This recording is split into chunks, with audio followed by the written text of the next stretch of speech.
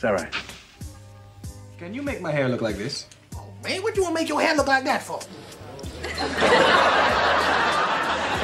See, that's the problem with y'all today. Y'all don't know nothing. Will you let the man tee you off? You yap worse than 6 barbers.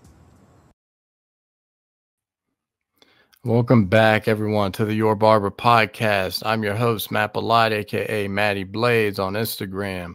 We're up to episode number 33, and by the time this episode drops, your boy will be 33 as well. So, you know, age of Jesus Christ and everything. Anyway, so the premise I'm not going to get into. If you want to know the premise, watch the last episode. No, I'm joking again. The Your Barber podcast was made to inspire and relate to the everyday barber, shop owner, person, anyone who's inspired by what we're talking about or anyone wants to get into the industry. And today we have a very special guest here. He's a gentleman that's making waves in the industry. He is an entrepreneur. He's a barber. He's an educator. He's coming from the Bay Area in California. His name is Armani Cashaw, ladies and gentlemen. Let's bring him in. Yo, how's it going? How's it going? Appreciate you for having me on today. Thanks for coming on, man. Thanks for coming on. I appreciate you making the time on your last day off of the week. Fresh off a workout. My guy's loose. He's ready. Man, I'm ready for a good show, man. I appreciate you for having me on. It was funny. I was in the gym. I said I got to get in and I got to get out so I can get home for this podcast. So here we are, man. And I appreciate you for having me on today. Oh yeah, man. What was today? Kind of a leg day, cardio on. That's it right there. Mondays are leg days. Leg, okay. The legs, the kind of the brain to everything, right? Mm-hmm. Like I started legs, off. Everything else is strong. Exactly. And, you know, a lot of people don't like to do legs. So I think if you start off the week with it, you kind of good to go. That's your good motivation for the rest of the week. Absolutely, man. Yeah, it took me a while to kind of want to do legs more, but it makes all the sense in the world. So I caught Armani at a really good time because he is about to embark on a very special chapter of his life, and that chapter is fatherhood.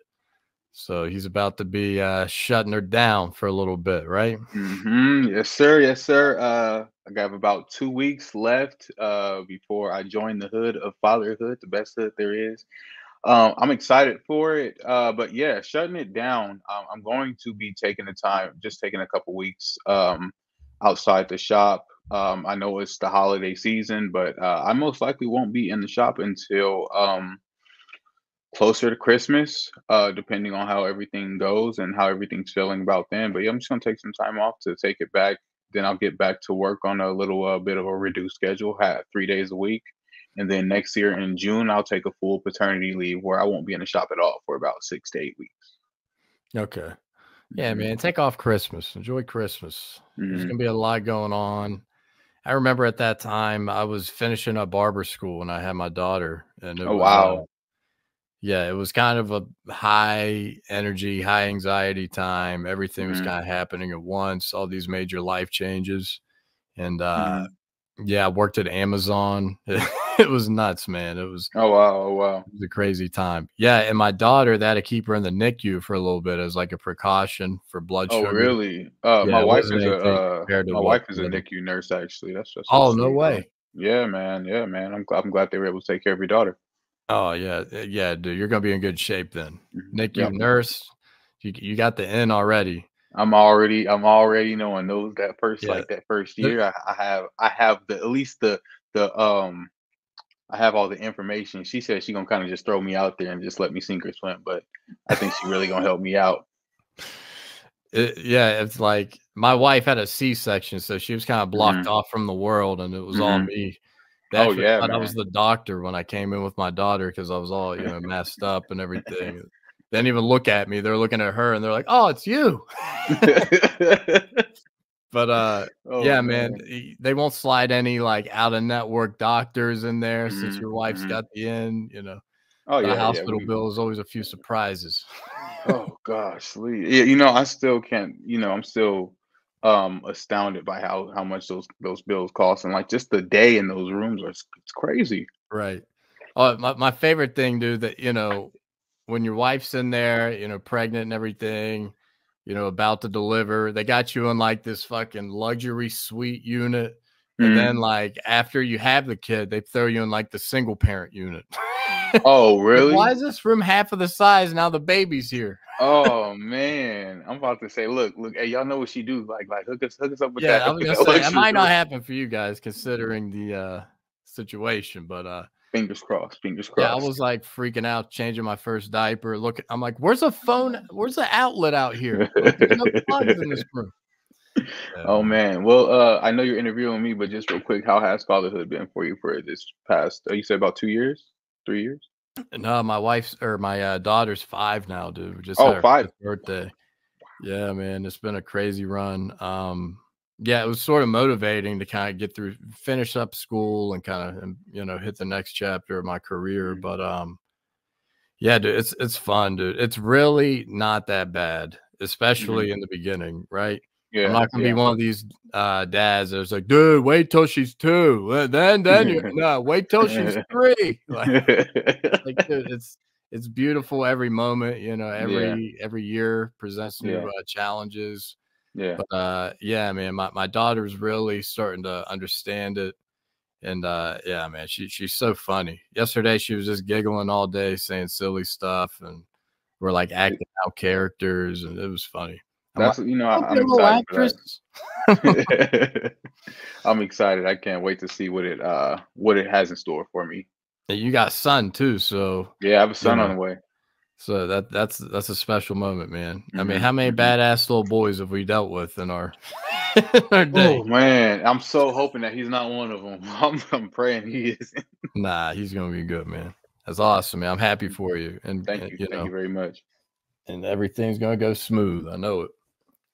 So, so I got an opening segment here. We're gonna get to know you a little better. Okay. We're gonna dive into your background and what Hmm. everything you're doing. Hmm. But first, I got just an observation. You know, I always Hmm. tend to do the podcast on a Monday, and on Mondays, I'm very observational because there's only a couple of us in there. There's a Hmm. lot of silence. I mean, the music, and sometimes the music will stop, and you're just kind of looking around, and they're like, "Oh, so it's a slow day." I'm like, "Well, yeah, Hmm. most shops are closed on Monday, and Yeah. you know, so we fill that void." But Yeah. so I personally have had this situation happen to me the last couple weeks. 2 weeks ago, I got what may have been norovirus. If you're not Hmm. familiar, it's kind of like a cruise ship virus.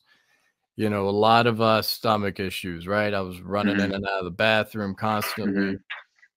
Daughter had it first, Hmm. and it made for a very difficult day in the Hmm. shop when you're Hmm. busy. And actually, I had to take off a Thursday. I came in, cut one head. I'm sitting at the bar talking to the assistant. I'm like, I don't Hmm. know if I'm going to be able to make it through today. I got to get Hmm. some reprieve for Friday, because Friday is always the marathon day for me. Yep. Yep. And, you know, Armani, I just want to get your take on, have you ever been in a situation where, you know, you feel like your stomach's about to blow out from whatever orifice, and, and you got a full day Yeah. lined up, and it's Yeah, a man. holiday, so you know it's the last chance Hmm. that you're gonna Hmm. get to these guys. Oh, yeah, so I Hmm. didn't get to that. I was 2 weeks ago that happened, right? Oh So yeah. I'm through it, I'm good for a week and a half or so. Then Hmm. yesterday, I'm all stressed out eating, watching my football team on Sunday night, and it was a crazy game. Sounds like you're a Broncos fan, man. I am. We're back, baby. Back to Yeah. 500. Hey, y'all did. Clawed our way Y'all went back. out there. Y'all went out there and pulled out the win. Can't say anything about that one. Yeah, man, it's a rough one. It's been all Hmm. defense and grit and will. Yeah, I'm a Raiders fan, so I know about tough seasons, man. Oh man, I thought we could be cool, man. I thought we could we be friends. we we all right. We good. We good. No, I love Antonio Pierce in the mix now, dude. I really Right? hope they don't do what they did to the last dude. The Yeah. dude, what was that interim coach's name? Oh, Rich Bisaccia. Yeah, I Versatility. agree. Yeah, I hope Yeah, they don't do I what they did to agree. him. I agree.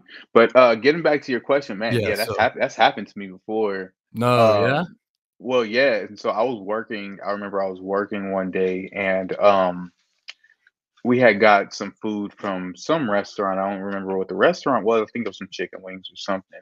Mm. And so I ate them, and I'm sitting here cutting, and I feel my stomach just kind of getting upset. And I'm like, oh man. So I'm cutting, trying to play it cool. So I'm like, hey man, let me just run to the restroom real quick. So I That's ran the to thing. the It's so hard to not, you're trying to play it cool. You're you gotta trying. play it cool. And it was a Saturday. It was a full day in the Oof. shop. So we were going too. And the shop was really busy. And so I ran to the bathroom, got in there, I threw up instantly, man. It came out. And then I was like, oh man, well, I was like, something's wrong. And I was like, all right. So I stayed in there for a second, felt better, went back and went back to cut my client, um, cut him up. And luckily I didn't realize I actually had about an hour in between clients. Mm. So I went and just sat in the back for a second. And it happened again, ran to the bathroom, but this time I forgot to lock the door. Oh no. Dude, I forgot to lock the door. And so I'm sitting here, I'm throwing up, dude, and somebody opens the door. Half the shop can see me. Half the shop can see me. Half the shop can see me. And yeah, it was funny to them, Oh, and it so it was was like an terrible open to path me. to the store too from the Yeah, doorway. because so you could walk right in, and then right in there, and you walk on the right side, there's the bathroom. So if you open the bathroom, like at least half the shop can see you. So they say one of my coworkers at the time was a loud guy, so he started laughing. Everybody started laughing. Like, you Dude, there's good? I'm something like, yeah, about bro, I'm that. all right, Seeing someone throw up can be so funny sometimes, but when you're in the bro. position, there's nothing more Nothing was, yeah, humiliating, and it it's was the worst, terrible. dude. It That's what was I did terrible. today, dude. As they said back when we were like 21, puke and rally. Puke and rally. My wife was Yeah, just man. saying that was that yesterday. You look, hey, look, and I went to the back room, took a nap for about 30 minutes, and got back to cutting. That's just what we have to do. And I was all Yeah, right after man. that. It was Sunday the next day, so I knew I'd have the day off. I just had to get through it. So Yeah, I've been man. there, been there. Yeah, that actually happened to me one time, just a normal, like, I happened to be sitting down on the toilet, and one of my coworkers walked in on me, and like I knew they were coming because I heard Hmm. them do the other door and it was locked, Hmm. and I knew they were coming to mine. Oh, And you like knew I there was no stood up to chance, reach huh? for the door and it's wide open. He's like, dude, lock the door. Yeah, man. It's Always, like, always, always, always lock the door. I I'm like, lock I the door forgot, always man. now. I could be in there just washing my hands. I'm gonna lock the door. Right. Yeah, same, dude. You gotta do it. So yeah, man, I wanted to get into that because it was a rough day. Yeah, I got and we all have them. the liquid IV in here, about to close that out. Look, I don't know. Do you wear glasses? I wear contacts and glasses, yeah. Okay, so I just started wearing glasses maybe about 2 years ago, and I remember the first day I got my eyes dilated, and I tried to go Oh, to the shop, and I tried to go to the shop. I oh, was dude. so Anytime they say, you want your eyes dilated, I'm like, hell no. yeah, yeah. Oh, I'm like, yeah, never again. After that, I was like, nah, I'm good. Never yeah. again. That Like the was. first time it's a good idea to do it the first time, but Hmm. yeah, dude, you Everyone should can't even see experience your that level of phone in blindness. front of you, dude. Bro, it was terrible. I had to go home and like sit in the dark and like put my face like in the corner because I couldn't do it anymore. Yeah, dude, that's Never wild. again. I tried to do a fade. Dude, there's no way. Never again. So, all right, Armani. Hmm. So, my man, you're into a lot of different things right now. Yeah. Our link was, of course, the Elevated Barbers podcast. Shout out to Hmm. Brad and Delmar over Oh, the there. They're guys, doing the great guys. things. You went to Barber. I think you and Brad linked up at a Barber Expo. Is that correct? Yeah. So the NorCal Barber Expo that happened out here in August, they had a pre-party mixer the night before the expo. And so I went there to that mixer with the purpose of networking and just meeting other barbers in another setting before the actual expo, because everybody, there's a lot going on, and I was in the realm of just strictly trying to make just connections, business connections, however, whatever it may look like. And Bradford and we linked up, and honestly, we've been rocking ever since. he went to my class the next day at the expo, and he's been like a real brother to me ever since. It's crazy. We actually just went and had breakfast last week, um, just to kind of talk and catch up. Hadn't seen him for since I think maybe since we went to Vegas in September.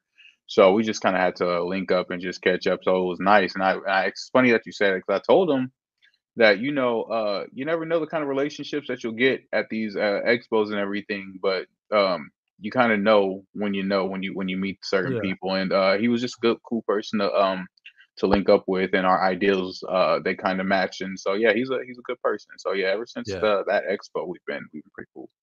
He's a super savvy stand-up guy, and Hmm. you guys seem to hit it off. Yeah, And I man. was watching your episode on their podcast, and Mhm. you guys were talking about, I was like, how long you known this guy? It's like, dude, I just met him. Just met. Just met. Right. Like not You even guys 5 months ago. I was laughing because he was picking you up to go to a different Barber Expo, I Yeah, think. that's And what you Vegas. were like filming you getting in his car and you like hit your keys off his door. And I was like, I did. yo, I relax. did. Oh yeah.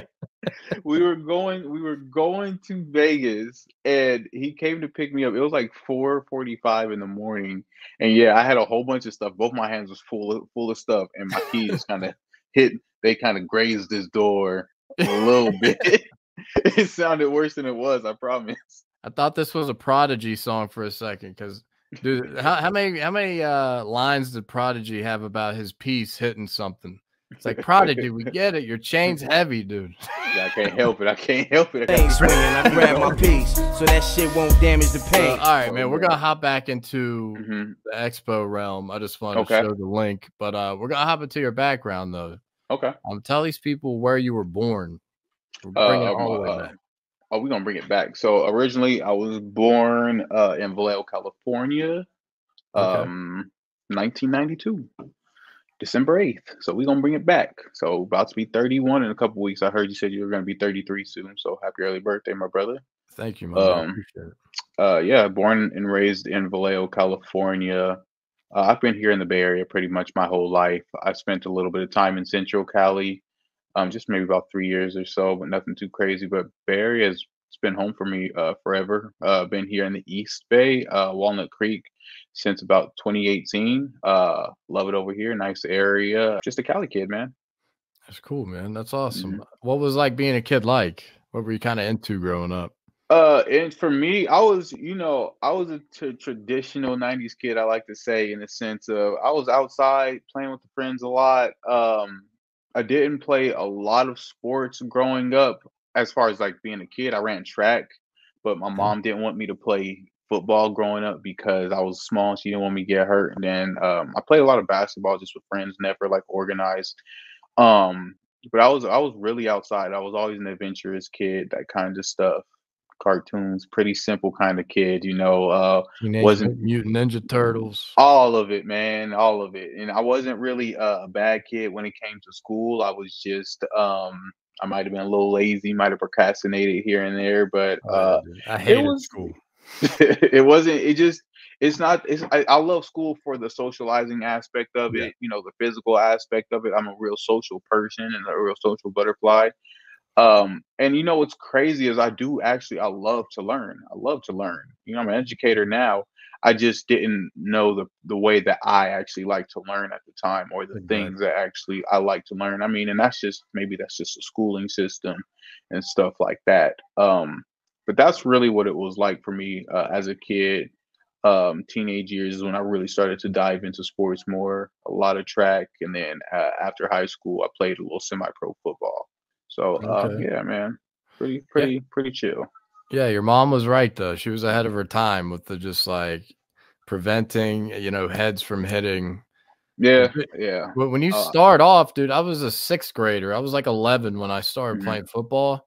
mhm. And dude, they got you going up against eighth graders, dude. Yeah, man. Yeah, You're I'm in not like gonna a lie. cage where you got to stay low, and you're just cracking Just heads with hacking, just hitting, with just the hitting. kid I'm that. not even. I'm not gonna lie. I didn't even play till I was about 19. I got maybe like 3 concussions. So yeah, man. Yeah, Football is definitely it's definitely rough, man. I'm not gonna lie. I'm a golfer now. That's my sport now. That's what I was man, do. I gotta get back into it, dude. I haven't played since I moved to Atlanta, dude. No, But man. You bet you a huge golfer yourself? I got into it more during COVID. I was always Same. more of a fan and never Mhm. could like afford the clubs or have the Mhm. time to get into it. Mhm. And I lived across from like a 9-hole golf course, and one of my clients actually gave me his grandfather's clubs Oh, and there you go. his dad's clubs. And I was like, dude, let me pay you something for it. Shit, Mhm. like, come on. But yeah, dude, I had rekindled with an old friend and we just started golfing. We take Yeah. turns making the drive, and Yeah. yeah, dude. I Yeah. gotta get back into it. I'm kind of out of practice and I'm looking for that spot. I'm like, all right, is there guys in jean shorts over here? Okay, I won't get embarrassed here.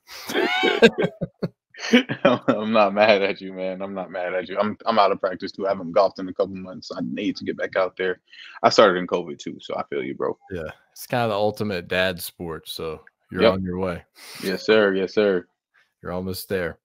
So okay, so transitioning. Mhm. So say you play a little football after. What Mhm. was kind of? Did you go to a barber? Did you have any regular barber at the time? So, this actually gets into actually how I started cutting hair.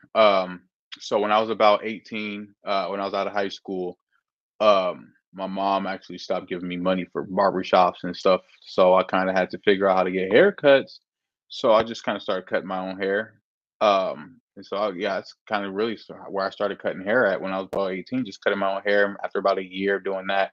And it's funny because I'd always go just like down a guard. I've always had short hair my whole life. So I was just always going down a guard every haircut until eventually I felt like I could go mess other people up.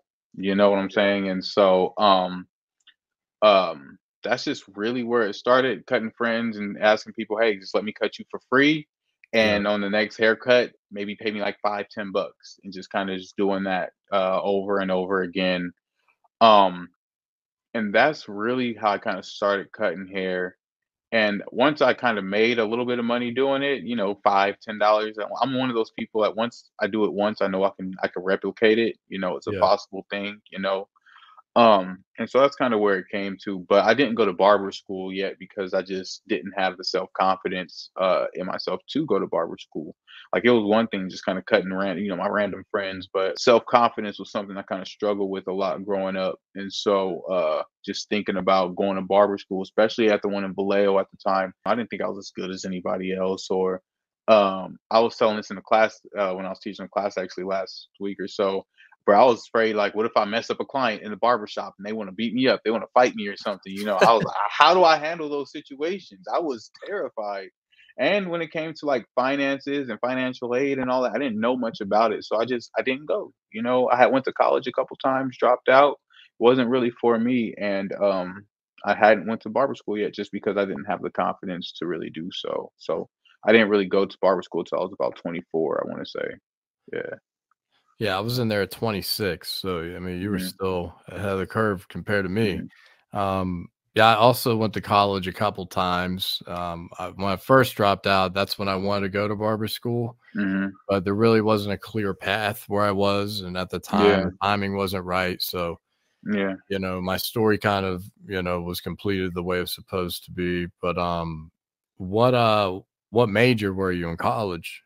The couple times. I started off majoring in sports med, kinesiology. When I went back, I went to start majoring. I wanted to major in communications. Had no idea what I was going to do with communications. I didn't even know. So you But really sport. did like standing up in front of people and talking. Oh yeah, bro, I love it. I Okay, I because love doing it. I the actually. first day in communications class, what do they do? Tell yourself, Uh, tell the class about yourself for 5 minutes. I don't. You Huh? know what's funny? I didn't even. I couldn't even tell you. I didn't even make it that far into the Oh, you didn't even you make it the first day? I didn't even make it like halfway through a semester for communications. I ain't even gonna lie to you, bro. I did not. I was like, it was I my whole thing is, see, I'm about time, and that's the biggest thing for me. You can't get the time back. And so I didn't Yeah, want to waste my time doing something that's or going to exactly school for right, dude. something, that I didn't know what I was going to do when I got out with it. Even like for kinesiology, I was upset because I had a hard class and they made us buy this book. It was like $110. And I was for sure broke at the time. Right. Bought the book, went into the class, and the book, he said we needed it for one project that we were going to do at the beginning of the year. It will only take a week. And that was then we wouldn't need the book anymore. And so I was just like, nah, man, I can't be doing this. This is not for Yeah, me. man. I And it's remember I just, stopped buying books the first like oh yeah, week of class because I'm like, half the time they're like, oh yeah, we're gonna teach out of this old book they don't make mm-hmm, anymore. It's 20 mm-hmm, bucks on eBay. What about yeah, this $170 book I yeah, just bought? Yeah, you don't need that. yeah. And it just didn't work. And I've always had an entrepreneur spirit. I didn't. There was something about my childhood I forgot to say. I actually had my first business when I was about 10 years old. Actually, I had a dog walking business. I didn't even think Wow. about it as a business until later on in life. But yeah, I was just going around knocking on doors. Let me walk your dogs, and I was getting paid at the end of the week, like $25 per family at the end of the week. That was nice, dude. And then I Absolutely. realized I wasn't good at it though, because I would just walk the dog. We'd just go straight to the park, and I would just stand around the park with my friends and talk to my friends and just have fun. You found a So yeah, loophole to kind of I enjoy found it. yeah, and it wasn't until like some of the families kind of like walked down the street. This old lady, I used to walk her dogs a lot. They walked down the street. They was like, "You just chilling at the park?" I was like, It's like, what's "Yeah." Chester doing over there? So I've always had the entrepreneur in me. I think that's what it came down to. Even when it came to working, I worked in the wine industry in my early 20s before I was a barber.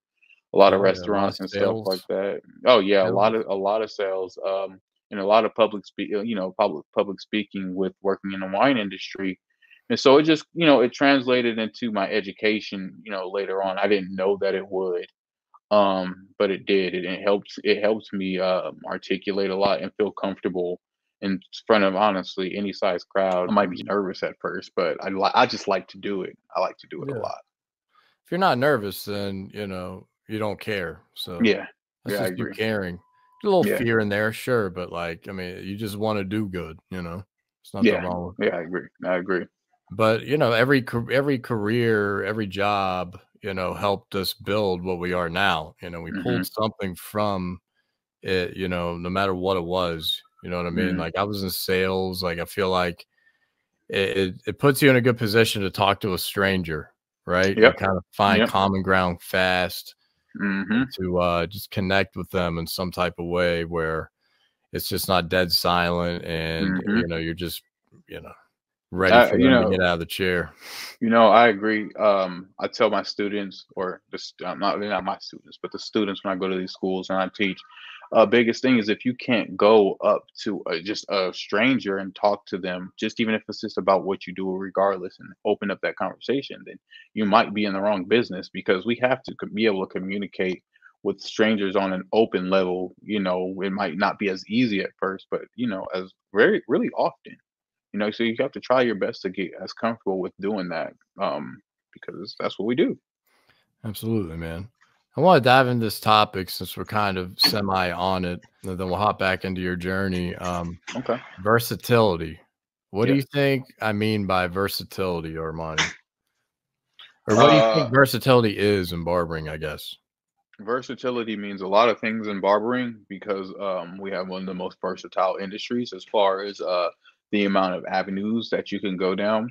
Versatility can mean anything from just the type of barber that you are, as far as are you a barber that just masters fades, or are you a barber that can do fades and long hairstyles and then add some hair color in there, or maybe, add the versatility of doing designs. And that's just the behind the chair aspect of it.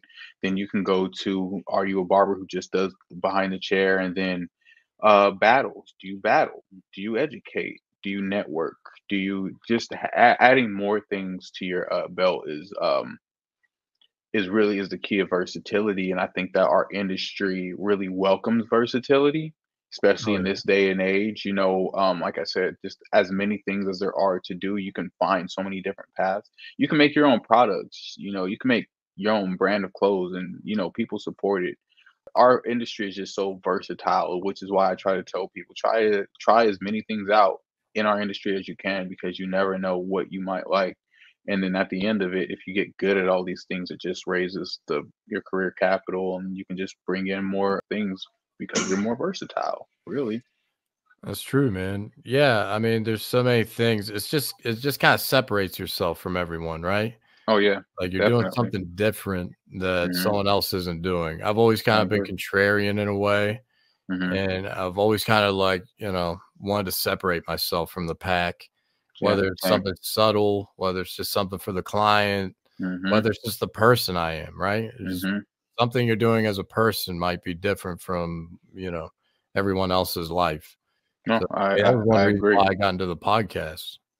So And it's like, I'm glad that you did, because it works for you and it gives us a space to be able to speak and to be able to, to do things like this. And being versatile is what helps me get on this podcast. I'm sure if I was just a behind the chair barber, and I tell people like, if you are just a behind the chair barber and that's all you want to do and you don't put yourself out there, I mean, that's fine, but there's doors that won't be open to you because you're not trying to be versatile. Um, and I think that stepping out and doing things like this helps. Like you said, I was always the versatile barber in my shop, just trying to do something a little different than yeah, everybody else in the shop, not trying to do anything necessarily better, but just something that's just my way. It's my style. If I rather it's adding something or just something a little different. So I understand what you're saying there. yeah, man. That's the coolest part about barbering, my way. You brought that Mhm. up. I love that, right? Mhm. Because there's so many ways to get to the finish line, Yep. and it's the best part about barbering, dude. It's just your way, Mhm. and you hold the cards and how you get the job Exactly. done, Exactly. and how far you take it, right? Mhm. Yeah, Mhm. man, you've really opened up a lot of doors, and sometimes just walking in the door and being Yep. present, that's all it takes, right? Yeah. And then Yeah. you kind of pick up the pieces and figure it out. And every Mhm. time you open that door and step in, you get more comfortable, it seems, right? Exactly. Exactly. It's just going and putting yourself in the spaces and in the circles and in the meetings, that you wouldn't necessarily be in if I just stayed here at home all the time and not go to these expos or not try to just put myself in these different spaces. It's easy to become stagnant. It's easy to just get your license and just be content. So like you said, if it's really is, it's on us to be able to go into those circles, try and soak up as much that we can and just to bring back and to apply. Absolutely, man. Yeah, I mean, in terms of like anxiety, I mean, just every level of barbering, dude. So much Hmm. anxiety. Hmm. People go to therapy for it. Right here. Yes, sir. Yeah, I mean, yeah, I should probably explore therapy. There's a lot of things I should do that are connected to barbering even, Hmm. and I need Hmm. to go down those avenues. But yeah, Hmm. man, just about like I heard you talking about your barber show tours and things like that Hmm. and barber expos, like you're on a stage showcasing by Hmm. yourself. Hmm. There's a difference between battling and showcasing. Hmm. So you're on stage with a ton of other people competing, and it goes back to standing out. Like it's kind of harder to do, Hmm. especially with everyone just kind of walking by. And Hmm. so when you're showcasing, Hmm. kind of talk about how the anxiety that you overcame, like were your hands shaking? Like how did you educate Um, on a stage in front of everybody? that's a good one because I actually just had a moment actually at the NorCal Barber Expo when I had anxiety and I almost like I froze up on stage. So Yeah. I'll get right to that. But as far as battling, it started off when I first started battling like 2018 or so. I was always shaking at first. Of course, like you said, if you care, so you're just nervous at first. Yeah. And I always tell people like when you battle, you're gonna have it's that adrenaline going. Showcasing, it's a little different for me. I started showcasing last year, I want to say. Okay. Showcasing is a little different because you're not really competing. You are going up on stage. I like the showcasing aspect because I like to be center. I like to be solo. I like the attention on me because one, I know I'm gonna put out a good product. I know I can cut hair fairly well. Like that's not the case. Um, And so, for me, it's like it's just as long as I just do what I normally do in the shop and not really try to worry about everybody else, like the eyes on me, as far as showcasing goes, then I think I'm fine. Plus, I think as barbers, all of us are a little bit of a show off. We like to show that we can do good work. Yeah. I think that's so for me, like showcasing gives me a little bit of a time to show off my skills without having to be Especially like, to oh, other but I'm barbers. better than you or I'm better than you guys. Like, no, I'm just trying to show off how good I am right here on Yeah. my, to not just to you guys, but maybe to like these brands around me. But now getting into the anxiety form of it all, I get anxious sometimes when I have to go to these schools, depending on maybe it might be a new school, just depending on the situation. Not overly anxious, but when I went to the expo, NorCal Barber Expo, um, and I was getting ready to educate. This was my first time educating at an expo. I've been educating for about 5 years now, 4 or 5 years. And this was a big one for me because I had never been on the stage this big, and I knew that following my class would be Ivan Zoot, Hairbender, and Chris Basio, some barbers that I truly look up to. Chris Basio is my favorite educator. I take a lot of classes, a lot of my education, a lot of the ways that I look at the industry is based off of a lot of his education. Um, and so leading up to that week, I was psyching myself out, man, super nervous. I knew I had been educating, so I knew I had the information, but I was like, what if it's not as good as theirs? Or what if they don't feel like I should be up here? Or what if this and what if that? And so psyching myself out so much on top of, go ahead. So are you a big prep guy, or would you rather kind of freestyle? So I was just about to get into that too. So I had been up to this point less of a freestyle for the way I do my class. I had a general outline of how I went through my classes, but it was always freestyle. I had never went off of my iPad or anything. Leading up to this class, I actually had a whole list of notes, kind of like bullets for how I would attack the class. Yeah. So I'm on stage with these bullets, and I'm starting the class, and I look out and I just kind of freeze up. My brain just like locks up. And so I look at the bullets to try and catch myself, and then I get like locked up on only like one sentence. And so I'm just sitting there stuck. I was almost like my brain wouldn't compute. And so I freeze up, and like if you see a video of it, because I know there's some people that have one. I set them and I was like, and I just stopped. And so I turned around, I went and I put my tablet down, and I just got off my tablet and I just completely freestyled how I was used to doing my classes. And then it came out and it flowed. The moment was brief. The moment really wasn't that long. To me, it felt like an eternity. It felt like an eternity. But ever since then, I've changed up my teaching style. So now I have a full presentation that I teach off of now. That I built off of Canva, and now all I do now is like I edit it. I might add new information as my classes grow and things like that. But now I have it fully structured to where that will never happen again. Yeah, man, oh man. And you only built that structure because you kept doing it, right? Yeah, it was actually easy. Yeah, the freestyling turned into, okay, I know this preparation I'm doing. I can freestyle off of this. I've done it so many times now. Now I can kind of lock in and focus on the words too. Exactly. And so ever since then, I was able to create a full presentation for my class that I was actually really proud of. And like I said, it was actually really easy because I have all the information and I'm continuously adding information. So it's easy to just go in there and just edit it or update it. And now I have a strong outline for classes that, if I want to go on and do a tour or something, I have a general class that won't change. You know what I'm saying? Based off of how I have it. Absolutely. How did you get into what was like going to your first Barber Expo like as just attending? Going to my first Barber Expo was fun, man. I want to say I had went back when I was in barber school. And it was a lot. It was just a lot of stuff. It was a lot of stimulation everywhere. Yeah. I looking at the battles, seeing people who were cutting. I was like, oh, I can do that. I know I can get up there. I can get on stage, and I know I can battle. And it was a good time. And then after I got my license is when I went to my first one and actually competed. That's when I learned that there's competing is there's a structure to it, and you have to go with a specific plan, like to win. If you really want to win, you can't really free ball it. You can't freestyle it. You have to go in there with a specific type of model, being comfortable. My first battle at an expo, I cut somebody for the first time ever. I just met them there and I cut them there. Yeah, tough.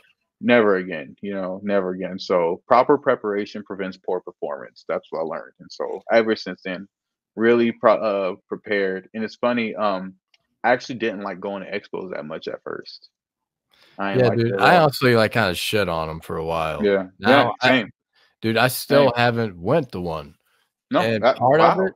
part of it is because I'm such a big football fan, and the ones in my area are always on Sundays. Sunday. Well, yeah, yeah. That's they're always on Sundays here too, Ugh, everywhere. Because those are all those are right. universal barber off days. So Sundays are the best day Do they for do them in the expo. winter a lot too? There's an expo.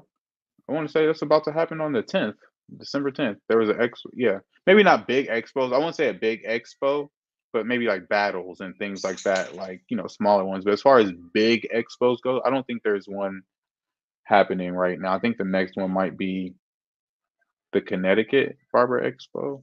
That one just happened like a few months. That one happened during the summer, I think, right? I think they have like one or two a year, Oh, they got or a one couple. at least. Yeah, they have Okay. a couple. Like the bigger expos, they'll have the LA Barber Expo and like some of the bigger hair shows. But yeah, dude, I didn't like going to expos at first, for a while. And one was, well, if I competed, I didn't want to have to wait all day just to find out the results of. How long are And they? it just depends on who's throwing them. Okay. Some can be very expos and battles are different. The bigger expos usually are until maybe about 9 at night, 8, 9 at night. Some go longer depending on where they are and who's throwing it. I wasn't going with a purpose at first. I didn't know. I was just kind of going and just kind of wandering and just kind of flowing around and just kind of letting Right. the flow of the expo just kind of go wherever. And I didn't go with a reason. I didn't know how to network properly at those times. I didn't know how to actually use these expos for my advantage. You know what I'm saying? Yeah. And so it wasn't until I realized, oh, if you want to make a name for yourself in the right way, you can do it at these expos.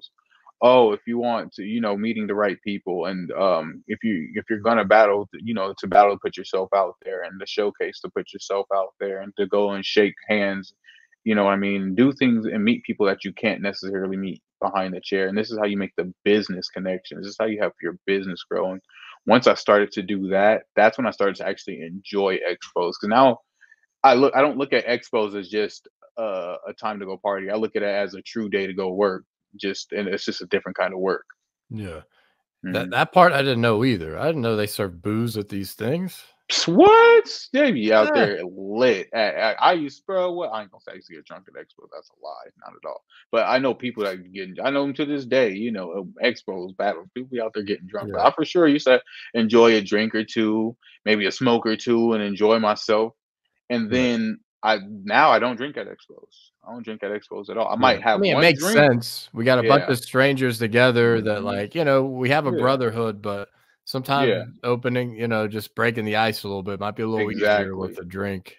Oh yeah, for sure. And I'm not, down in the drinks at all. It's just easy for me to articulate when I'm not drinking. It's easy for me to actually have Yeah. the higher level conversations that I try to have at times. But towards the end of the expo, I might just grab like one drink. I might take one shot. I'm not Yeah. saying I'm not going to down it, not at all. Blow But off some steam, oh yeah. But if you after all see that. me around the expo with a drink in my hand throughout the day, it's probably a mocktail. People just don't know. I just gotta have something in my hand. Ah, that's a play right there. Mhm. That's a play. Mhm. I like that. Mhm. So, I watching your episode on the Elevated Barber podcast, Mhm. you sort of you would ask your old barber school if you could teach a class, right? Yes. Yes. So what came Mhm. first, you doing that or going to the expos? Oh, that came first. Or I mean, I was going to expos before that, Right, you but said you went one in barber school for sure. yeah, I went to a couple of expos before that. Nothing too crazy. But I want to say I started educating in about 2019, and I remember I just wanted to do it. Like I said earlier, like we agreed. We like to do different things in the shop and or just in general. And back at those times when I got my license in 2018, I got my barber's license. Not everybody was doing a whole bunch of facials and the extra stuff in the shop. Tickets were about $25 a ticket. And Yeah, so, I was just trying to figure out how to get my tickets to like $50. And so once I kind of figured out, adding those little small extra services on, I wasn't really great at. I was terrible at business at the time. Business, what? Not at all. But yeah, I did know how to upsell a little bit of a service. So I was like, oh, I can go back to my barber school because I remember people weren't doing that for us. People weren't giving us, coming back to our school at the time. And I went to barber school in Fresno, which is about 3 hours away from the Bay Area because I was living in Fresno at the time in Central Cali.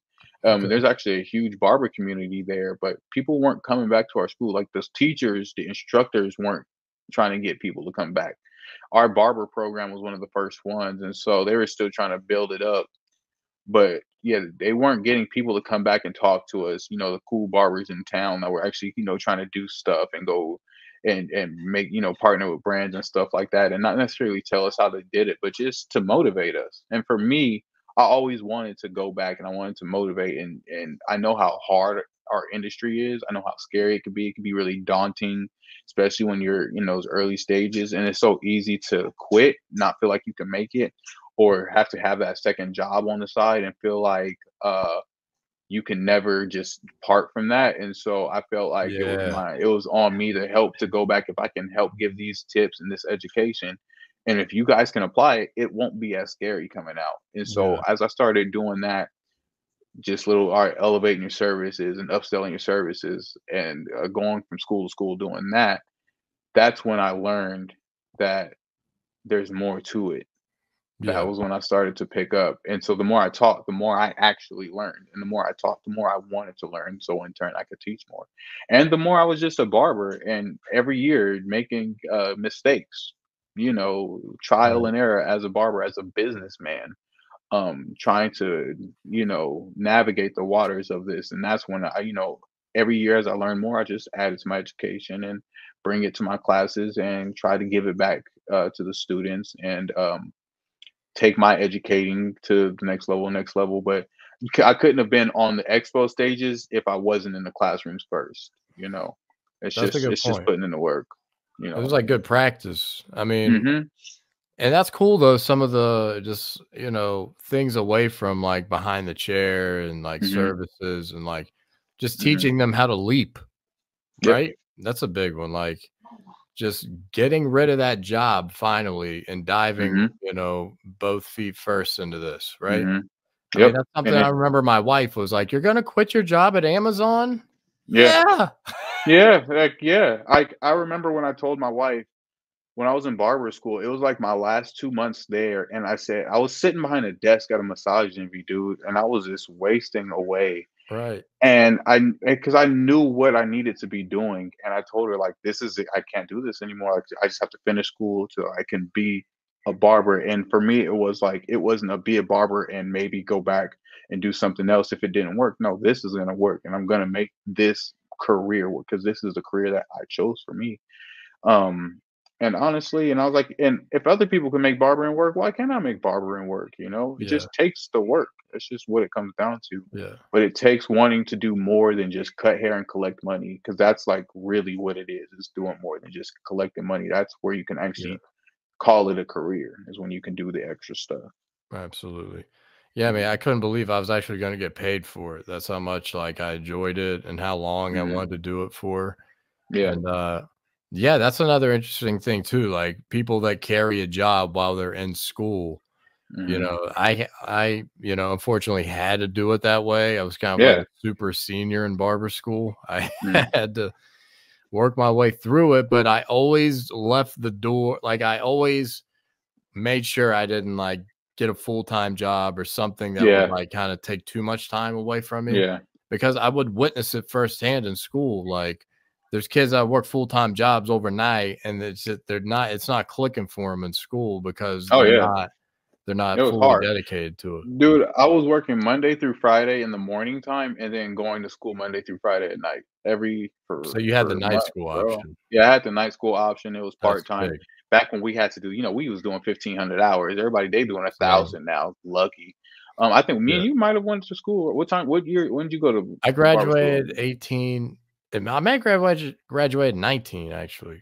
Okay. No. I graduated in 18. 18, right? Yeah. Okay. Yeah. See, I graduated in 18 as well. March of 2018. Yeah, I moved in 19 away from Arizona. That's why. Okay. There's so much shit happened, dude. My daughter was born. I'm in school. I'm out. I'm moving states.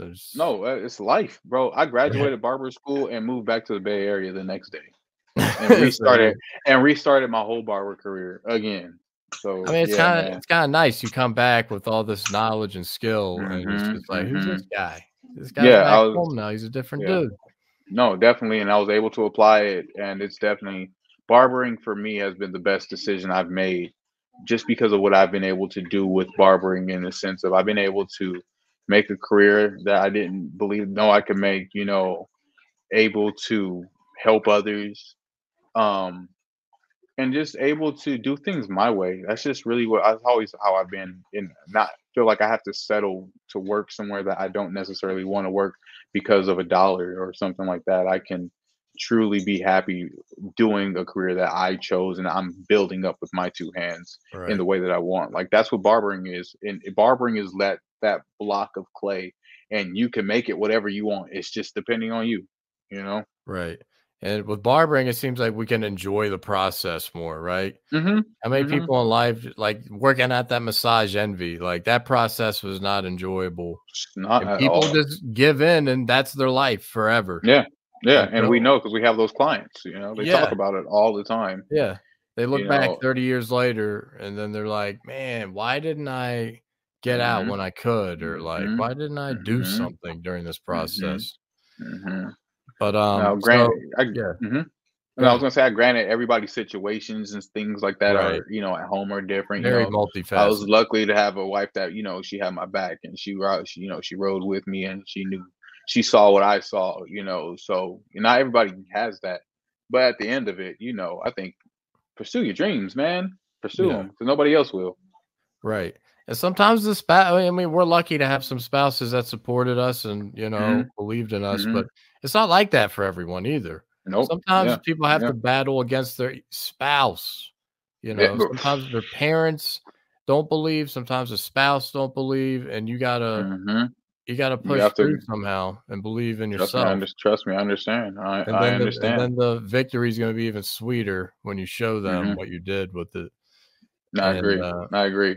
yeah, Now, I man. even have to show her, like, in the sense of like, it's going to take some work, but it will Yeah. be a career. Like the early days of being a barber are hard, man. And Yeah. those long days in the shop and barely making any money, that's not easy. So it takes, dedication and a lot of hard work and commitment to stay to those things and to get through those things. So yeah, not everybody can. And, Doesn't happen overnight. no, not at all. Not at all. So we're gonna dive into your Instagram and Fade Talk here shortly. Okay. But I want to Okay. bring up this conversation, this topic, being vulnerable to your clients, right? Mhm. You told a story about how you were speaking to a preacher, I believe, and Yeah. never met the guy, Yeah. and you just open up.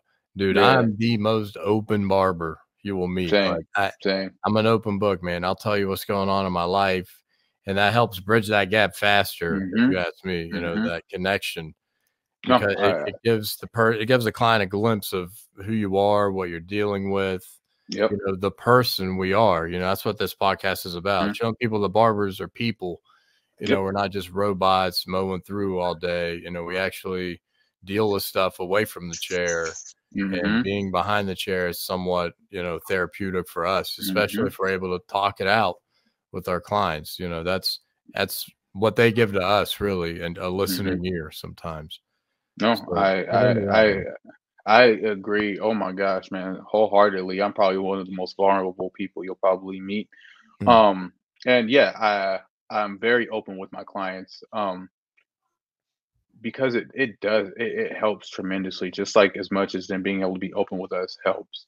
And now I have learned that you have to have a certain level of openness with certain clients for sure, yeah. through my years of doing this.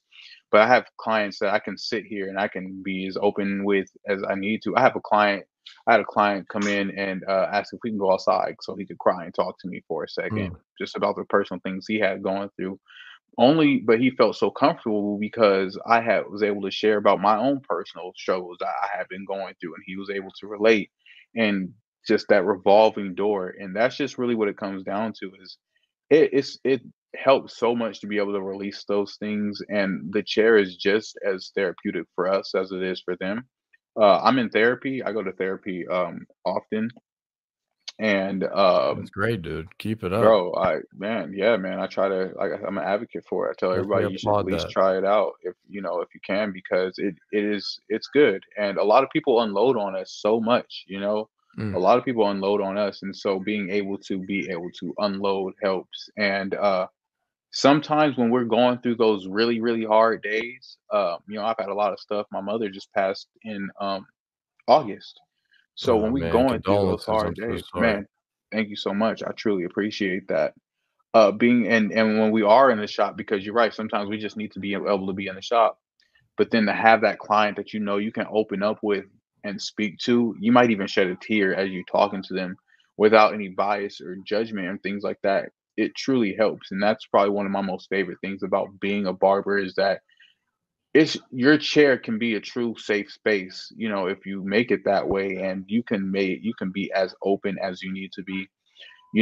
There's always people think that there's that a level of professionalism that is cut when you are vulnerable, but I think that it can all go hand in hand if it's all approached the right way. And you, like I said, you'll know those clients that you can really push those vulnerability lines with, as far as speaking about the things that you need to speak to, because we're humans, and we're usually here for each other. Like, man, Matt, if you ever needed me to talk about something, bro, we locked in. You call me, bro. I think it's 100%, one of dude. those situations, and That's part of this um, too. I maintain mhm, all of these relationships with all my guests, and exactly.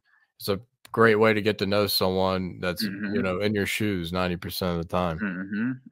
And then, like you said, truly, like going with this podcast, every single person goes through something, and you never know what someone's going through at that time. And so, just to show that, no, we're not superheroes. My Instagram or something might look this way or that way, but on a day-to-day basis, we all truly have to go through things, and we have to be able to push through them the best way that we can. Absolutely, man. Yeah, I Hmm. lost my dad in 2015, Well, and I'm it sorry to was hear that. thanks, man. I appreciate that. But Mm-hmm. he wasn't a big proponent of me becoming a barber. And, when he passed, he told me he was proud of me. And I'm thinking like I didn't do anything to make him proud. Like I was working an office gig, maybe just me. He probably knew deep down that I was gonna do whatever, make whatever I wanted to work because, Hmm. I kind of would call my town the black hole, man. Clarksburg, West Virginia. Like you get sucked in forever and no one leaves. And I just moved to the nearest college town in Morgantown, WVU. And Hmm. I think him seeing that and seeing like my work ethic and everything that, I made him proud with that. But, it's now, dude, where I miss him the most, where I'm on the other Yeah. side of everything. And, I Yeah. got my daughter and I'm, hitting new levels in the barber world. And Hmm. it sucks because that goes back to people not believing or people not supporting. Like, Hmm. who more than you would want to show than a parent that you Yep. accomplished, what Yep. you set out to do. So Hmm. yeah, that's the sucky part, man. But I mean, I'm sure your mom you've already put on display what you were doing when your mom Yeah, was man. here. We So were we were we were really close. We were super close, and yeah, we what I did, and the strides and the steps that I've taken, definitely, because yeah, I probably wasn't always the most responsible kid and stuff like that. So yeah, definitely made her proud when she saw the way I decided to go with my life and my career and things of the such. So yeah, we're not perfect, but as long as I know we just try to make our parents proud, man. That's really all that matters, and our kids. 110%, man. That's what it all comes down to sometimes. Hmm. But so let's transition here into Hmm. your Instagram and into some of the fine things you're doing here, Armani. Okay. So let's bring up Oh, all right. the Instagram Armani Fades by Armani. That's Mhm. with the Z. Don't get it messed up with Don't get the messed up. S. So let's scroll down here. Here's my guy. It looks like he's in a school teaching, right? Yeah, I was at the Barber Academy in San Francisco, or the Academy in San Francisco, just last Monday, actually. This was my last class of the year right here. And it was a really good class. It was my first time there. I really enjoyed it. And we really got to dive in. They were lucky. They got hair cutting and business, and so we really had a good class that day. Absolutely, man. That's awesome. So one of the cool things, so you've kind of created a lot of different platforms and kind of like little episodes of things. You know, you got your barber keys. You're kind of just dropping some knowledge on barber keys. Yep. I was looking at one before we went live. It was I think it kind of had to do self-care, right? Let's just give the people some. To get caught up in the minutia of taking care of everyone else first, whether it's our clients, our friends, or our family members. But we can't forget that we can't take care of others if we don't first take care of ourselves. Self-care should be our number one priority when it comes to anything we do daily, whether it's taking that hour for lunch, blocking that time off for yourself, going to the gym, or even going to therapy, even getting a massage once a month. Prioritizing yourself is how you stay in the game longer, how you can work for longer, and how you can take care of others better. That's a good point, my man. That's what it's all about, self-care. Take that time to get away. I agree. That's why I try to make the gym a priority, because it's my good mental space. It's my me time, my true me time. And I like the physical benefits that it has for sure. That's definitely I'm definitely big on that. 110%, man. I need to take more lunches. Bro, see, yes, please do. Look, please do it for me. I blow through my whole day, dude. I only work 4 days a week, right? Okay. So I think I gotta make every second count I'm in there. No, I do. I feel you. I feel you, because I have days that I'm like, oh man, I forgot to schedule a lunch, so I'm gonna have to try. Like, I try to make sure, like, at least I'll bring something so I can like eat real quick. But it's so easy for us. Sometimes I tell the assistant, dude, I'm like, the first cancellation I get or reschedule I block get, me off, lock it out. Yeah. I try to, if I'm like, my days are getting busy, I try to go in and just block that 30 minutes to an hour off, because it is so easy for us to just keep cutting on through. And by the time we don't know, by the time we get to it, we hungry, we cut. I can't cut hungry. That's just me. Nah, that's when I do some of my best work, man. But no, so today, like with the shit I was dealing with my stomach. Oh yeah. I had 2 reschedules on my book, and I only noticed it until I saw one of my regulars come in. I was like, dude, you're not on the book today. And I'm like, oh shit, he is. Someone rescheduled. Yep. And I was like, dude, block that off. Yeah. I should have saw that. Like, I was just, like I said, we're trying to fake the fun, get through it, Yep. But so you got FadeTalk here, and this all kind of stems from the Expo life, right? Yes, it does. It stems from the Expo life. So you've never had a problem just coming up to anyone and talk to them, right? Nah, nope. So that goes back to what we were talking about. Dude, sometimes there's a lot of ruckus going on in the back, right? Now, that's true. There's a lot of stuff going on, but I do want to say real quick, because you have that specific FadeTalk up, that one that you just had up with Diego. Is that Bradford, one of them? Like Bradford that? I don't know. Actually got him for me. Yeah, it's a FadeTalk. Bradford actually got him for me at the Expo, because I was like, because Diego was busy doing a whole bunch of stuff, and I just wasn't like really not that I wasn't pushing the issue, but Bradford was like, nah, you got to get Diego. So he went up to Diego and he grabbed him. And then after that, I just went up and approached. But I really don't have a problem. I can go up and talk to anybody about anything. Honestly, I don't mind doing it. Yeah, dude, you gotta like yell, you gotta get it in. Yeah.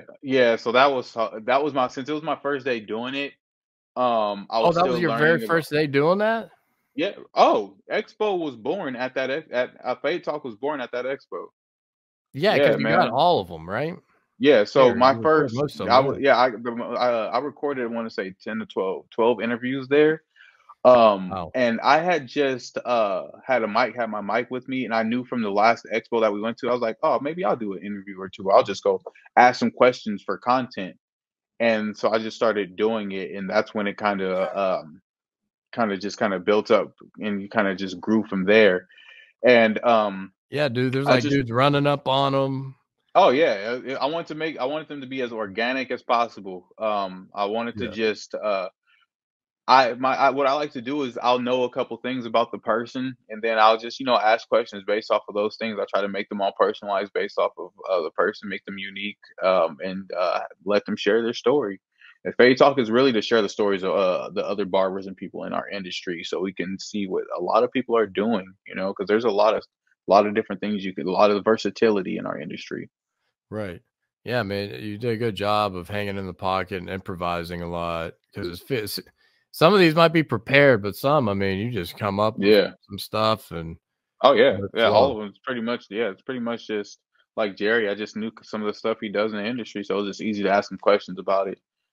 So since I've never been to any of these, right? Like, are Hmm. people like standing in line, like waiting to talk to these people, or do you just kind of No, catch them as they're walking no. through? I Or just catch people. I just some people you might catch like a Chris Basio, so there might be a line of people trying to go up to him and right? talk to him or something.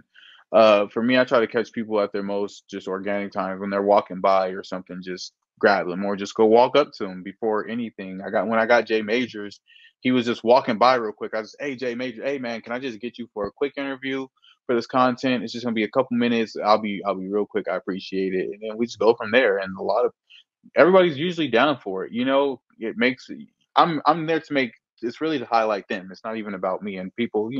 They gravitate towards it. They feed towards it, and I'm not trying to go out there to ask any questions that's going to make anybody look bad or anything. So I think Right. people they like that a lot. I Yeah. the same way you asked me to be on this. You just reached out to me and I'm happy to do so. It's honestly it's the same thing in my opinion. Absolutely, man. This is cool how you got Brad on there. You had to get Brad on there a little I had bit, to. Oh, I had to. right? He interviewed me when we first met, so I had to interview him. I think that's the thing I like about Brad is because we try to do a lot. We have a lot of the same missions as far as the industry goes, and so Yeah. we feed off of each other a lot. I learn a lot from him, just like he learns a lot from me, and it's crazy. I think that goes to how it not everything has to be a competition. No, it's all love. It's really is genuinely all love. Yeah, they Oh, had I gotta talk first. Leaky Lady Barber on as well too. Mhm, mhm. It sure did. It sure did. Cause yeah, me and Brad met her there. We both met her right there. That's where that connection happened. That's where that That's connection one happened. thing Yeah. what how I wanna go, I Mhm, wanna especially for the podcast, right? I just wanna connect and not even with mhm. the bigger names. I kinda wanna connect more with the attendees, right? The people Yeah, who are yeah. watching Same, and kinda get the everyday barber story too in there. same. That's what I try to do. You'll see my barber. It goes for a lot of different levels of barbers. I guess you could say. Absolutely, yeah. I Yeah, had one man. with Ty So Barber sign, but it just wasn't. It didn't. The sound didn't come out too good. there's you on. Oh yeah, dude. Talk about sound, dude. You see my guest spot on the pod, dude? Jesus Christ. Man. Dude, my battery died on my podcast. I didn't even listen to my other Oh mic, dude. man. So yeah, I was the voice wasn't matching the video. That was a rough one. Since I haven't quite popped my, since you're an avid expo attender, Mhm, battler, educator, mhm. networker, Yes, how do sir. you think I should play it? Like, how do you think I should do it when I This is start? what I think you should. I definitely think you should go to one. There's a couple of good ones. Where you say you live in Atlanta Yeah. right now, dude? There's gotta There's be a plenty ton in of Florida, I would there's guess. a ton of expos your way. Florida and Atlanta, all out there, dude. So there's plenty to go to. So one is to find the expos. Okay, Yeah. see which one you want to go to, and then two from that is going to the expo with a plan of attack. Yeah. And that's really what it comes down to is, especially if you're going for the podcast reason, it's real easy to do interviews. It's real easy to go up, excuse me, it's real easy to go up to people. I mean, one, that's what we do already. So if you go to the expo with, all right, I want to meet this person, that person, or that person, and then in the middle of that sprinkle in just trying to go on around and networking and picking brains. And what I like to do is go up to the booths and go up to these individual booths, see who are running these booths, talk to them, talk to the owners of these brands, and see what they have going on. Like you said, it doesn't have to necessarily be like the biggest barber or some biggest name Right. in the industry, but everybody has something to say. It's just going there and just continuously maneuvering with the intent of making connections is huge, especially for the realm that you're trying to go in. It's easy to just go there and just kind of just wander around and just get bored looking at booths and just, all Yeah. right, like, Well, one thing that you just okay. made me think of is like Hmm. getting B-roll of Oh, so much your B-roll. experience there. Yeah. I mean, Yeah. just you interacting with other barbers. Hmm. So it's Hmm. probably smart to bring another person with you to hold your Yeah, phone or the camera. that's why me and Brad Exactly. went That's another together, point. because it was able to do that. So now you have your interviews, and then you have, like, you see what I did. I had my B-roll of just me walking around talking to people, and stuff like that. I actually have a camera team as well that I have come out with me for just certain events and things How'd like you that. You'll develop notice. that? How'd you kind of come across that? Just Oh reach out? man, my boy Pedro, me and him's been friends since second grade actually. Oh, that's awesome. Yeah, and you'll even notice on my page, based off the quality of videos, some are professionally done. Anything professionally that looks professionally done was done That's by my Pedro. camera team, is Pedro. Yeah, and now he has his boy Steven working with him. But yeah, we have, and based off of that, um, I also get him work with going to these shows and having him connect. He's done classes for Brad. He's done stuff for other barbers and stuff like that, just based off of going off and doing stuff with me. So I always try to continue to pay the connections forward. Like, that's a big thing for me is, um, I look at myself as the professional middleman. I look at us as barbers. We have the connections for, if you need something, we have the connections to probably go get something, that not necessarily in a bad way, but business Right. wise. So if you need these business connections, I'm most likely know somebody in that business. You need a house, I probably cut a realtor, or might cut a loan agent. You need a Lawyer. or a We know lawyer, everybody. doctors. We know everybody. So I feel like another part of what my job business wise is to just make these business connections connect to each other, and then they build off of there, because we can all eat. Absolutely, We can man. all eat, and I want all of us entrepreneurs to eat. I want, if you have a videographer business, I want you to be able to be sustained off of that and just live off of that passion. So if I can keep helping by get you more business, that just helps us. That just helps our relationship. Right. And so that's how I do it. It's also beautiful, which I'm sure you support Pedro and his Hmm. Steven coming along Hmm. too. Hmm. But it's probably best to get these guys at the ground floor because Oh this shit yeah. ain't cheap. Oh yeah. See, and that's another thing. We've been doing it together for, years. Exactly. You've Yeah. returned every favor he's given you, I'm Hmm. sure. Oh yeah. Always and forever. I try to. That's another thing. Yeah. Support small. Support small is, Absolutely. is a really good thing. And don't just support just to get something out of it. I always tell people, like, if I'm pushing something, or if I'm promoting something, it's because I truly believe in it. Right. There's an endless amount of things. So if you see it on my page, even like the fresh packs, me and Alex, we've been Yeah, I working like together. those. We've been working together since we met at the expo last year. We met at expo last year, and we genuinely connected, and we've been doing work together since then. And I like his product, and I like to put the word out, and so that's how we were able to connect and do business together. Or like the Alpine pencils that my man Chewy has. It's just about it's about finding the things that you actually like to support, and if you like it, then push it, and then the business connections help. Especially when they're smaller. Yeah, just like that. Fresh pack right there. You got the T-shirt, Hmm. got the camera out, talking that Hmm. talk with the fresh pack. So what Yep. is the fresh pack, by the way? It's just kind of like a cleanup type thing Yep. after Yep. you, almost like Fresh an pack is aftershave type. Yes, it is. Just a shower in a bag. Comes in handy just if you have to go back to work, or if you have to go run errands, or just if you have to do things and you can't get back to go take a shower or anything after the haircut. It helps to get all those excess hairs off, giving you a clean, fresh feeling. Or say it's one of those hot days, you went to the gym and then you come straight to get a haircut. You wipe yourself down and get yourself as fresh as you can right before. The Alpine pencils, another good product that you can use for beard enhancements. Um, what's it called? Design enhancements, simple stuff like that to just even fill in small patchy areas in the beard. Comes in handy. Oh yeah, man, you got it all. You got it Got it all, all. man. Man. Got it all. So Armani, I'm going to dive into a couple last topics, and we're going to close Okay. out. All good. Um, Earlier, you mentioned you're going to the gym, right? Yep. Yep. So what's your daily routine? Walk me through a normal day. No curveballs. The day you planned out, that is a typical day for you. A normal no curveball day for me is I'm usually up about 6:30. I might get a little bit of some sports talk in, maybe some undisputed or some first take. Might listen to a podcast or listen to an audio book. Right now I'm listening to Atomic Habits. Uh shoot, about 7:30 in the morning. After that, take my dogs out on a good walk, get Yeah, I back see you home, all and the then I time oh yeah, running or always riding with your yeah, dog. take my dogs out on a walk, get back home, and then take my big dog back out on a bike ride usually, and then get back home, feed the pups up, breakfast, and then I'll head to work. And now depending on my schedule, well, I'm pretty busy, a lot of time throughout the day now. I was going to the gym about halfway through the day. I might miss, like, if I have like a break in between clients, I'll go to the gym and then get back to work. But now I'm really in the shop throughout the day. Quick workout after the shop, and then I'm home for the evening. Nothing too crazy. Pretty simple. Might get some Call of Duty in if I can.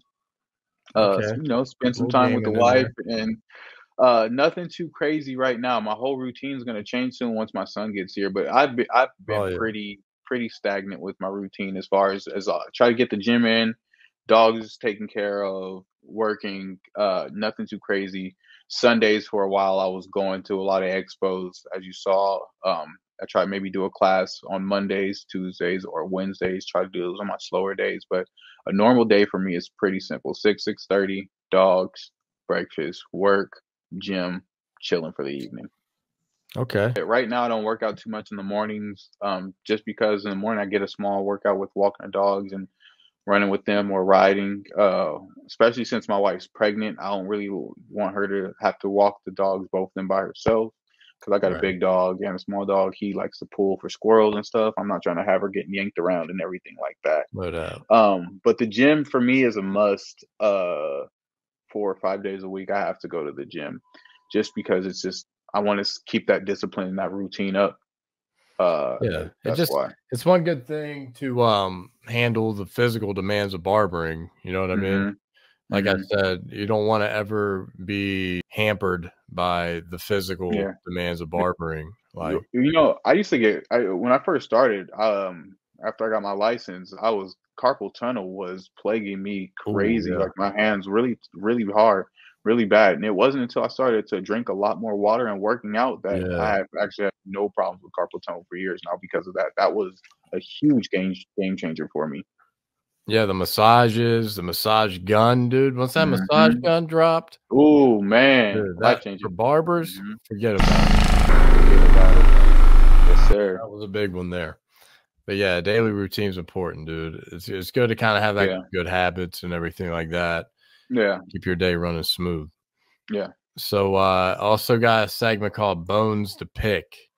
Okay. What are some bones you got in the industry that you're just like, man, I can't believe this is like a thing, like, you Some know? bones I have to pick in the industry, man. I can't believe that barbers still aren't taking card primarily and Oh tracking yeah, their dude. finances. I can't believe barbers are still taking all the Venmos and Apple Pays and all that extra stuff. It's just it's when are we gonna like learn how to track our finances properly and make that just as important as learning these new styles and learning these new methods of cutting hair and stuff like that. Like, when are we gonna start treating the business of barbering like a business? Those are the biggest bones that I have to pick Right. You can't because hide from Uncle Sam forever, dude. dude, you cannot hide Eventually from you're gonna have Uncle to Sam make a forever. big boy purchase, and hmm it's gonna be very difficult Yep. once, Yep. it shows you're making 20 grand a year from behind the chair when you're Yep. making far much more. Yep. And trust me, and I've been there. I've Same. been through those stages of Dude, this is we all my go first through it. year knowing what I truly make And that's tax wise, that's good like to for know, and tax that's return that's wise. okay because that's okay because for me it was Even just with tips, dude. it makes a difference, right? Yeah. It makes a huge difference knowing your numbers, tracking your finances and all that, especially when it comes for taxes and everything. It's a huge thing. So the biggest bone that I have to pick are these barbers not knowing their finances and stuff like that. but knowing, you know, how many likes and stuff they getting on Instagram and all of that, like people be so worried about the wrong things in our industry. So Right. eventually, I'm hoping that people will start to transition from trying to be actual celebrities to real businessmen and women. Absolutely. Yeah, dude. I want to keep track, and you know, I take this from my buddy. He's a client and he's also a Hmm. financial coach. You know, he's like, I don't want to know how much you make a year. How much do you spend a year? And Yeah. I'm like, I got Yep. no idea. Yep. Right. It's Yep. hard. It's hard to look at the bank statements and just piece it together. Right. Hmm. Hmm. You gotta know what's going out before you know Yep. what's coming in. Facts. So It's a lot. as soon as I know my numbers at the end of the tax year, so I know what I fully made, I'm Hmm. going to, you know, create a system where I can save, invest, and kind of tackle the new venture. Yeah, man. Look. When you ready to start looking at that stuff, you DM me, bro. I'll give you any tips I got because Hell that's yeah, definitely man. what I'm on. I have some financial specialists and financial planners as well, and um, yeah, but those kind of things make a huge difference, and it just helps. Absolutely, man. It just helps for Yeah, sure. and my shop was gonna do a 401k. You know, I Hmm. definitely want to get into like a Roth IRA or something like Hmm. that, where I'm paying the taxes up front. Hmm. Get you a SEP. Get you a SEP IRA. A That'd SEP, be what really is been that? Break that down for me. simplified employee pension. Oh, That yeah, we qualify as barbers, as independent contractors, as entrepreneurs. We qualify to have to open up one step IRA what based if off you're of a however. W-2? Are you a W-2? I am. Are you getting paid on, or so I'm a you're not commission barber, you're a dude. commission barber. Yeah, it's a Mm, very high price shop, and yeah, I kind of like it that way mm, because my taxes I don't have to like stress out as much about at the end of the year. You know what? Hmm. I don't know if as a W-2, if you can. I Gotta think you go have to to be an IRA independent or contract, but having a CPA can help you figure that out for sure. oh yeah, But the best part about it is, yeah, if you have a SEP, you can still have a Roth IRA as well. Like you can open up okay, both. You just can't have two SEP IRAs, but you can have one of each for sure. So I definitely say look into finding out if you can also have a SEP even with being on commission, um, because that'd be really beneficial for sure. absolutely, man. Hmm. Well, Armani, I appreciate you making the time tonight. You know, coming I on my appreciate you. platform. We're gonna share this around, get your story out there to my following, and you know, you talked a lot of good talk on here today, man. And I'm thankful that I wasn't shitting my pants during this episode, and Me too. Me too, I was able man. to get Me through it, too. like literally, you know. Yeah. It's been a day. Right, it's been a rough Look, one there. uh, What are you getting into next, man? After your child was born and mhm. things kind of stabilized for you, what's kind of the next plan of attack? Next plan of attack for me after things kind of get stable. Don't tell nobody, but I might be hosting a battle coming up next year. I want to say in January or February. I think it's in January. I will be hosting a battle, and it will be a good one because we'll be giving another opportunity out to another young barber. So that would be pretty cool. And Okay. I want to continue to probably step out, do some more judging, get my education out more. But biggest thing, I'm looking to start my form of online education. I want to Yeah. have it up and popping by the end of the year next year.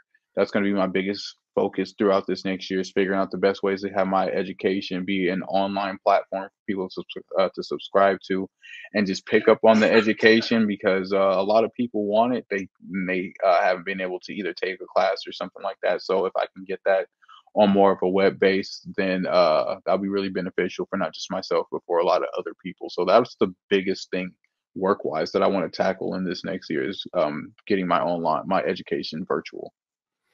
Absolutely, man. Yeah, keep pushing for that because that's kind of all the rage right now. So, you Yeah, know, find yeah, a it way is. to separate yourself there too. And Mhm. yeah, Mhm. man, you're killing it. I'm so happy for you that you're to become a dad. Your mom's Man, gonna be thank you so proud. much. I appreciate that. Thank you so much. Everyone's here for you, man. So keep in touch. Oh, definitely, man. Same. Yeah, man. We'll link back up somehow, some way. We'll do something. Yeah. Oh, you're definitely, in Atlanta, bro. You got any people in Atlanta? I have to get you on a FadeTalk.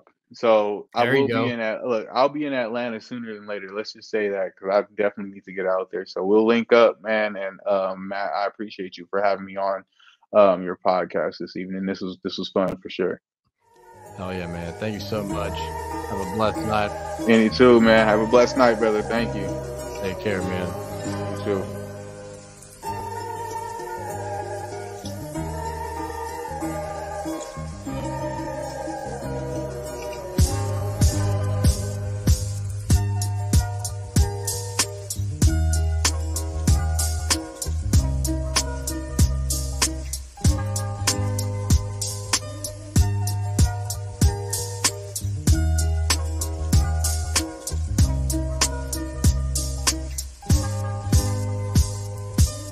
Thanks for watching another episode of the Your Barber Podcast. New episodes come out weekly on Sunday. Be sure to subscribe on YouTube and follow us on Apple Podcasts and Spotify to be notified when new content is posted.